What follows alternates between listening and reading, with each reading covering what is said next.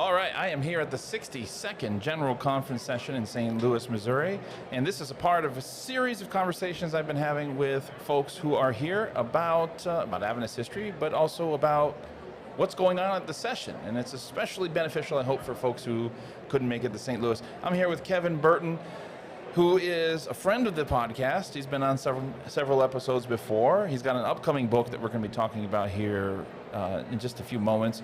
But first, Kevin, I want to talk about what you're doing here, because you have gone to almost every booth in this exhibit hall. That's right. You've been collecting every piece of literature. That's right. Tell us why.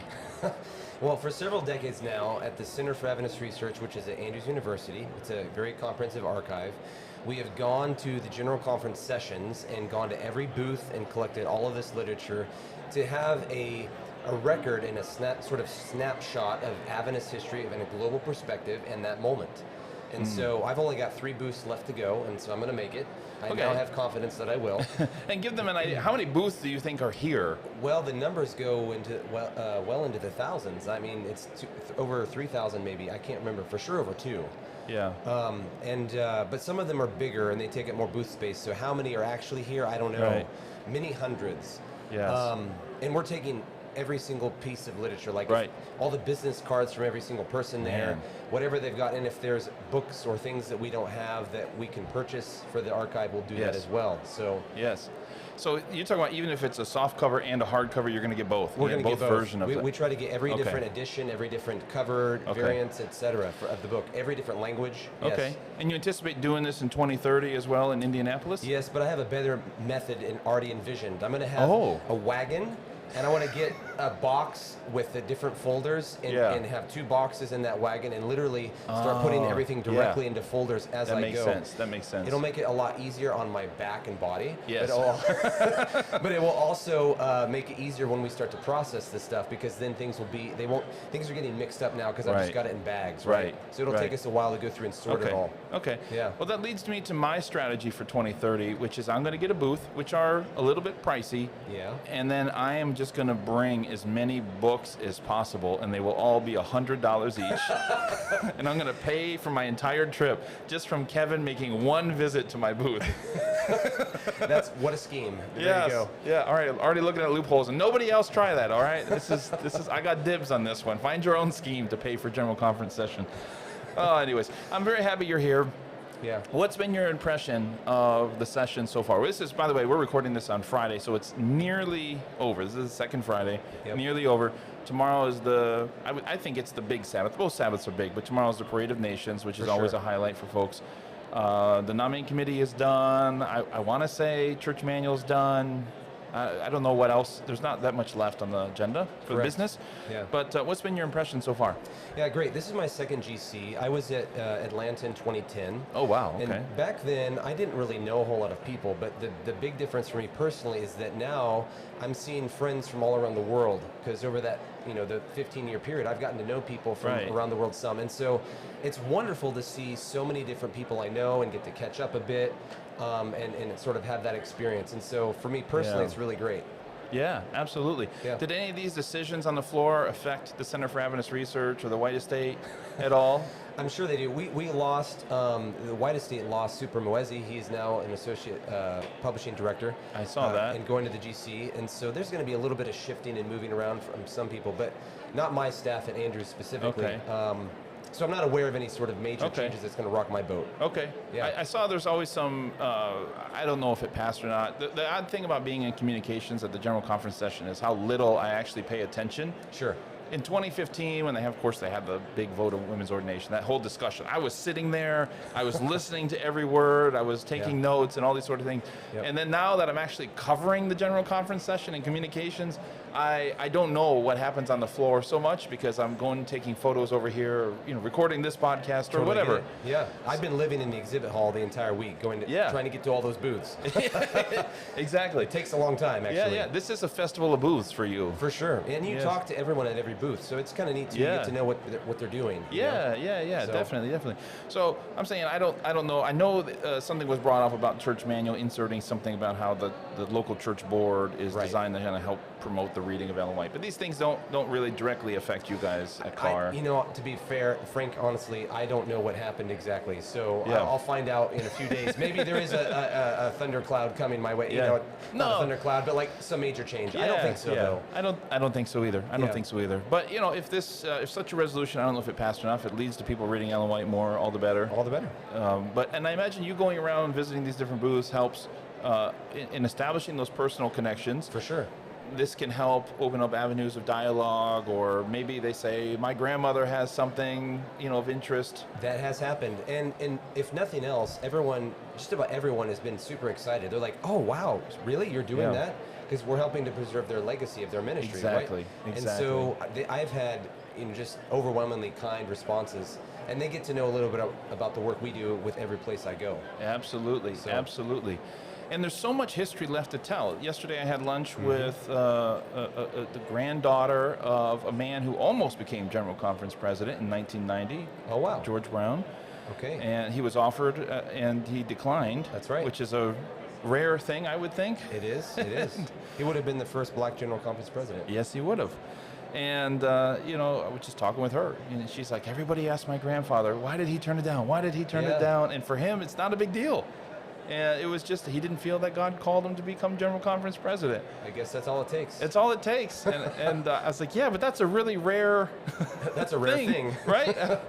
And so there's just history all around us. You don't know who's related to whom and what they may have at home. And this is why I think one of the things that we are trying to emphasize in the Adventist History Project is the preservation of these important materials that people may have, and their stories, not just the physical things, but their stories as well. That living memory, living history. That living history, Yep. and to do an oral history, or maybe you write things down if you have a relative who was involved in the Adventist Church, really in any capacity. It's not just General Conference presidents, right? Right, of course. We need the common lay perspective as well.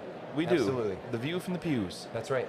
And we need that as well. So you may be listening to this or watching this thinking, oh, my grandfather was a pastor. That's not a story worth telling. But, it is. It really is. It is. And one of my regrets, I'll be honest with you, when I was growing up, my grandfather had been on a carrier in World War II. Oh, yeah. So not at Pearl Harbor, of course. Carriers weren't there. He was stationed in the Pacific. And one of my biggest regrets is I never asked him more about that. Wow. You think that your people you love are going to be around for a long time. You never, sure. and I was like, man, I wish I would have asked him more stories. Like, what was it like to be on a carrier when Pearl Harbor happened? Yeah. And get his perspective. But we think there's so many films and books on Pearl Harbor. Like, what is he going to add that hasn't been told before? But it's his story. That's right. And it makes it unique. It's not about that being the basis of another Hollywood blockbuster or something, but he can add some granular details to the larger mosaic. Yeah. Was he an Adventist? No, he wasn't an Adventist. Yeah. That would have been even more interesting, Yeah. right? I wasn't an Adventist then either. So I would be actually angry at you if that was the case, and maybe not even forgive you. No, I'm just kidding. So you have a book coming out. You've posted the cover. The cover is gorgeous, by the way. Oh, thank you. Gorgeous. If you're watching this on YouTube, I'll put the cover up on the screen. We'll find it somewhere. And it's coming out early 2026, I believe. Yeah, this spring. They think they'll have a physical copy in my hands April 24, but they're giving it a June release date because it takes 4 to 6 weeks to get it to the booksellers and then to the people who are buying them. So, but it's coming out in hardback, paperback, and ebook all at the same time. That's beautiful. And so I'm wondering if the ebook would be available sooner than June. It's possible. Possible. We'll possible. See. Yeah. All right. NYU Press. The they in this case is NYU Press. They're publishing it. Yep. And tell us the title and give us a little trailer about what this book is about. For sure. The title is Apocalyptic Abolitionism: How Millennialists Helped Abolish Slavery and Reform America.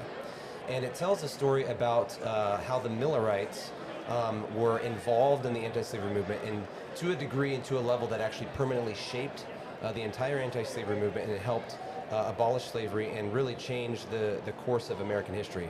Yeah. And so the book it puts Millerite Adventists at the dead center of American history and talks about how they have made a huge impact and cannot be ignored. We cannot be ignored as a movement, etc. So and it's difficult sometimes to quantify impact. For sure. But in this case, of the larger anti-slavery movement, about how many of them were Adventists? They were, I'm sure, a minority in the whole abolitionist movement, and yet they had A sizable impact. Like, so there's various sectors of the abolitionist movement because it's starting to splinter between 1837 and 44. But like, for example, the Liberty Party, which was the abolitionists that wanted to vote, and they were engaging in a third party that was only advocating for equal rights for black people in the immediate end of slavery. And my estimate from is that there were between 10 and 25% of the Liberty Party were Millerites. Okay. And you see Millerite Adventists who believe that Jesus is coming in 1843 or 44, but they're running for office at various levels. Yeah. And there's hundreds of them doing that.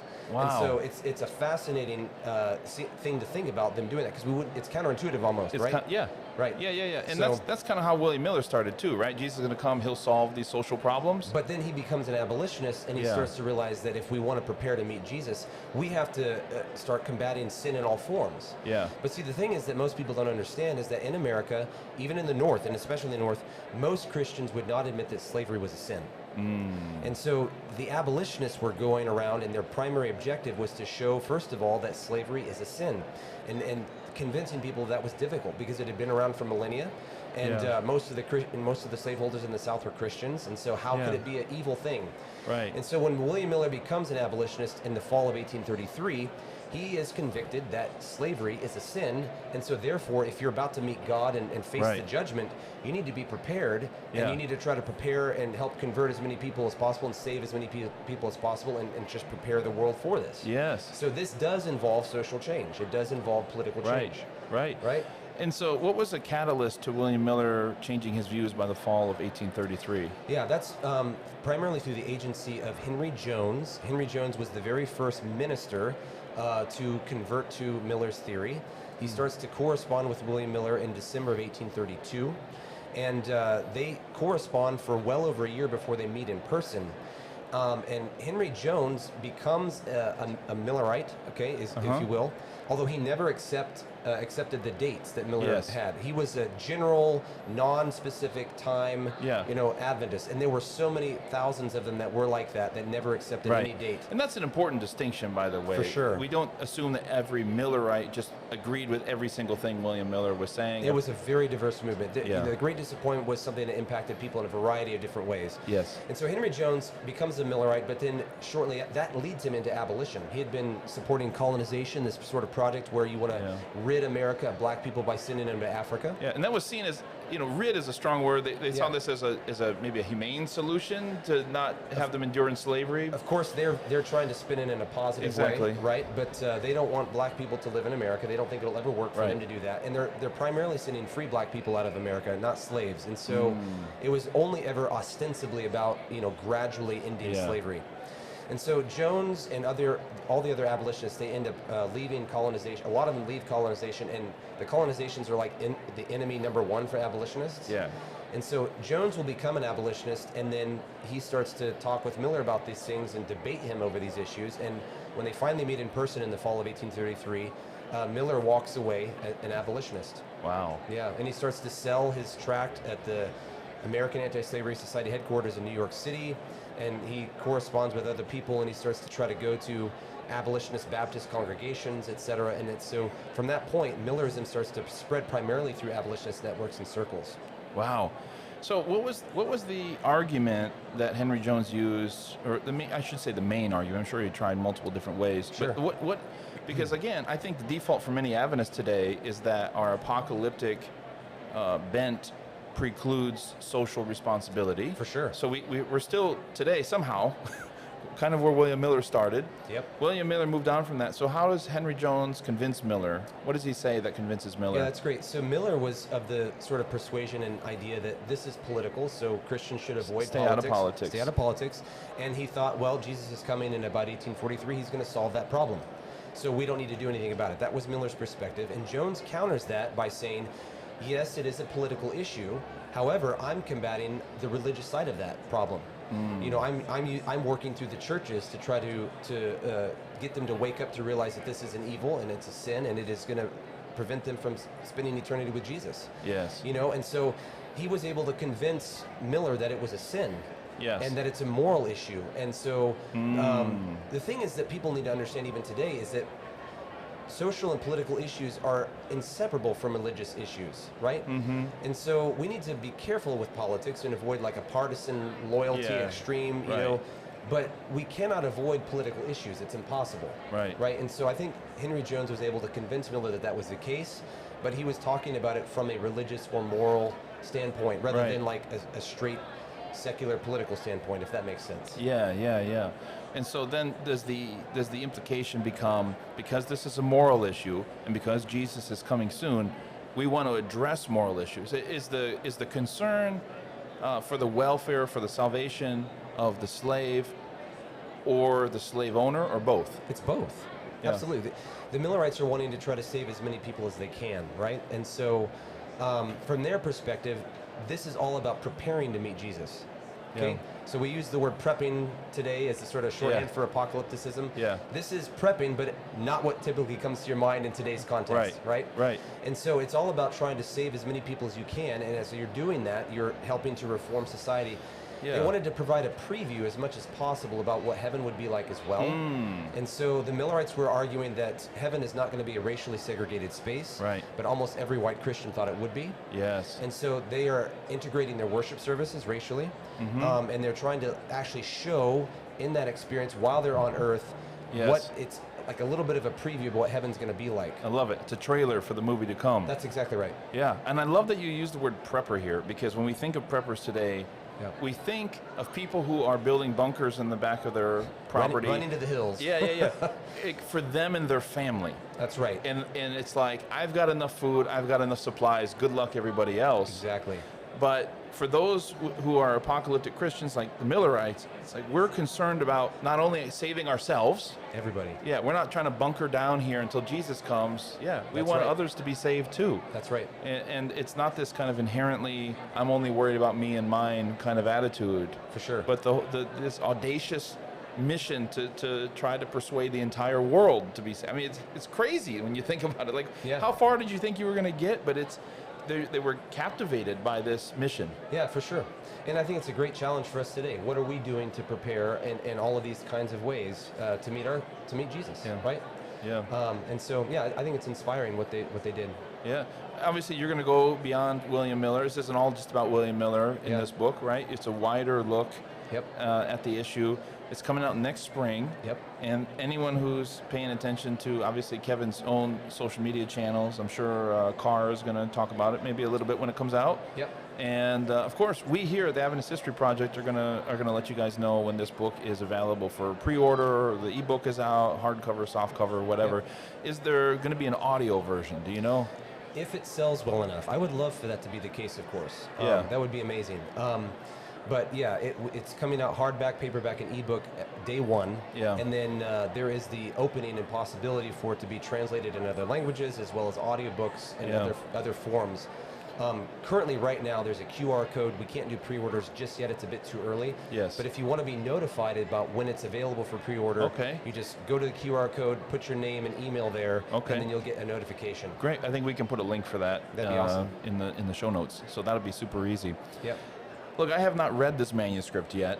I don't work for NYU Press and all this kind of stuff, but I sense this book, and you can't really agree with this, I get it. I sense this book is going to be pivotal in several ways, but one of which I think is going to be the historiography of how people understand the Millerites, because over time we've seen this evolution from kind of either the hagiography or mocking them, and just kind of giving breath to every rumor about the Millerites, right? And it's this kind of very early stages, kind of all or nothing kind of approach to studying this, and we've seen this maturing trend over time, and I feel like this is a gigantic step forward in helping people better understand the history of the Millerites, and especially as it relates to anti-slavery. Well, I hope so, So, Kevin, we're looking forward to your book. Thank you guys so much for listening and watching. Stay tuned for more content in Adventist history on the Adventist History Project. Thank you so much. Is the audio live out there? They can hear us? Yeah. All right, great. That Epstein comment went out to the public then. Oh, great. Fantastic. What I meant to say was, it's at Loma Linda. Yeah. Okay. Ready to roll? Here we go.